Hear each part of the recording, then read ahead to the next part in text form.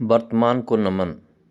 आज हम लोग हिंदुस्तान के 4 वर्णों के बारे में बात करेंगे, जो 4 वर्ण या 4 जातियों में विभक्त किए गए हैं, और इसको तर्क की कसौटी पे मूल्यांकन करेंगे कि किस तरह से हम लोग अपने ही भगवान की बातों की अवहेलना करते हैं और किस तरह से उसको इग्नोर करते हैं, और हम अपने आप को धार्मिक भी कहते हैं। सबसे पहले बात करेंगे स्कंद पुराण में कही हुई एक लाइन से, जहाँ पे लिखा गया है कि जन्मना जायते शूद्रः संस्कारात् द्विज उच्यते, वेद पाठाद्ध वेद विप्र ब्रह्म जानाति ब्राह्मणा।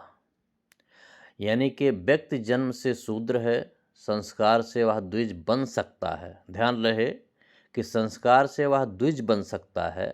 द्विज का मतलब होता है दूसरा जन्म। वेदों के पठन से विप्र हो सकता है।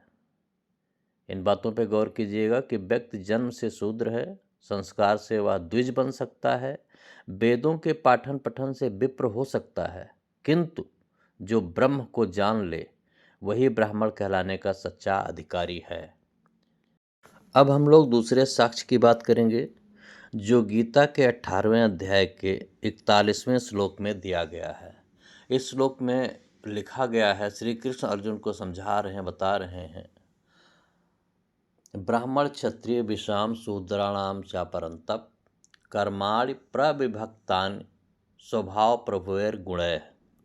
यानी कि हे परंतप, ब्राह्मण क्षत्रिय और वैश्य के तथा शूद्रों के कर्म स्वभाव से उत्पन्न गुणों द्वारा विभक्त किए गए हैं। यानी कि क्षत्रिय, वैश्य और शूद्र, ये सब जितने भी चारों वर्ण बनाए गए, उनके कर्म और स्वभाव से उत्पन्न गुणों द्वारा विभक्त किए गए हैं। व्याख्या देखिए इसमें क्या किया जाता है। गुण और स्वभाव, इस श्लोक में भगवान श्री कृष्ण यह स्पष्ट कर रहे हैं कि विभिन्न जातियों और वर्णों का कर्म उनके स्वभाव और गुणों से निर्धारित होता है। ब्राह्मणों की प्रवृत्ति विद्या, तपस्या और शिक्षण में होती है। क्षत्रियों की प्रवृत्ति सुरक्षा, शासन और युद्ध में होती है। वैश्य व्यापार और कृषि में होते हैं और शूद्र सेवा और श्रम में संलग्न होते हैं। कर्मों का विभाजन, यहाँ कर्माणि प्रविभक्तानि का तात्पर्य है कि विभिन्न कर्म अलग अलग गुणों और स्वभावों के आधार पर विभाजित किए गए हैं। यह विभाजन कर्म और स्वभाव के मेल पर आधारित है, न कि जन्म या जाति के आधार पर।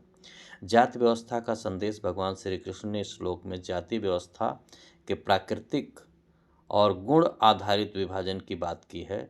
यह विभाजन समाज को सही ढंग से कार्य करने और प्रत्येक व्यक्ति के स्वभाव गुणों के अनुसार अपना कर्म या कार्य करने में मदद करता है। इस श्लोक के माध्यम से भगवान श्री कृष्ण ने समाज के विभिन्न वर्णों के कर्म और स्वभाव को मान्यता दी है। यह स्पष्ट किया है कि प्रत्येक वर्ग के कर्म उनके स्वभाव और गुणों से निर्धारित होते हैं। अब हम इतने कुटिल हो गए हैं कि जिसको हम भगवान मानते हैं, उन्हीं की कही हुई वचन, उन्हीं की कही हुई वाणी को किसी तरह से मानने के लिए तैयार नहीं हैं, और उनकी कही हुई बात को हम बिल्कुल भी स्वीकार नहीं करते हैं।